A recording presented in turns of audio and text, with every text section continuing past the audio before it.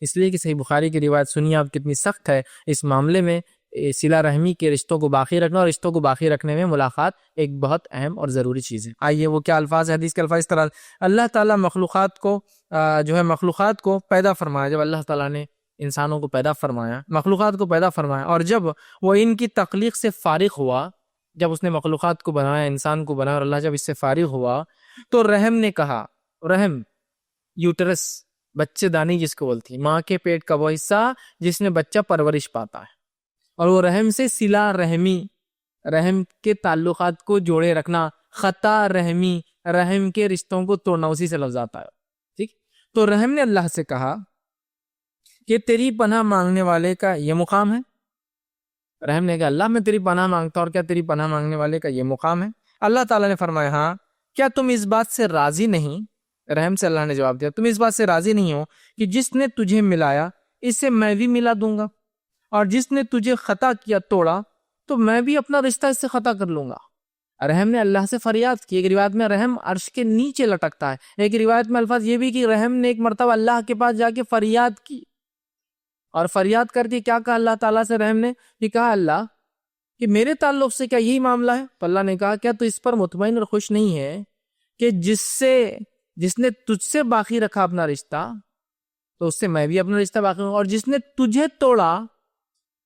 سمجھ، رحم کے رشتے کیا ہوتے ہیں؟ پیدائشی، ننیالی اور ددیالی، یہی رحم کے ہیں. اور پھر نکاح سے ایک رشتہ بنتا ہے. تین ہی قسم کے رشتے ہوتے دنیا میں. ایک پیدائش سے بنتا ہے، ننیال اور ددیال، پیدا ہو گئے تو آٹومیٹیکلی یہ دادا ہے، یہ دادی، یہ پھوپھی، یہ چاچا، یہ خالہ. اور ایک رشتے بنتے ہیں وہ ہوتے ہیں شادی سے، اور شادی سے جو رشتے بنتے ہیں اس کو ان لاؤز بولتے ہیں انگلش کے اندر، ہے نا.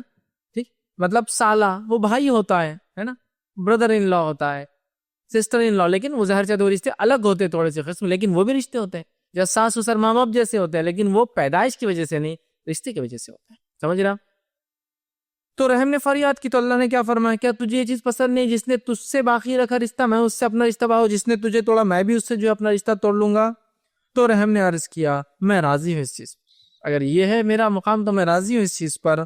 تو اے میرے رب، تو اللہ نے فرمایا اے میرے رب میں راضی ہوں. تو اللہ نے فرمایا سمجھ لو میں نے تجھے یہ دے دیا. پھر نبی اکرم صلی اللہ علیہ وسلم نے فرمایا، اور آگے قرآن کی آیت بھی تلاوت کی. اگر صحابہ سے کہا تمہیں یقین نہ ہو تو یہ آیت بھی پڑھ لو، اور آپ صلی اللہ علیہ وسلم نے جو سورہ محمد صلی اللہ علیہ وسلم 47 کی آیت نمبر 22 پڑھی، جس کا ترجمہ یہ اور تم سے یہ بھی بعید نہیں کہ اگر تمہیں حکومت مل جائے تو تم زمین میں فساد برپا کرو گے اور رشتے ناتوں کو توڑ ڈالو گے. ایک قوم کے تعلق سے کہا بعید نہیں کہ جب تمہیں اللہ حکومت دے دنیا میں تو کیا کام کرو گے؟ ایک تو زمین فساد، دوسرا کام رشتوں کو توڑ ڈالو گے، ہے نا. تو رحم مطلب رشتوں کو جوڑے رکھنا ضروری ہے. تو یہ دوسرے حقدار ہے ہماری زیارت اور ملاقات.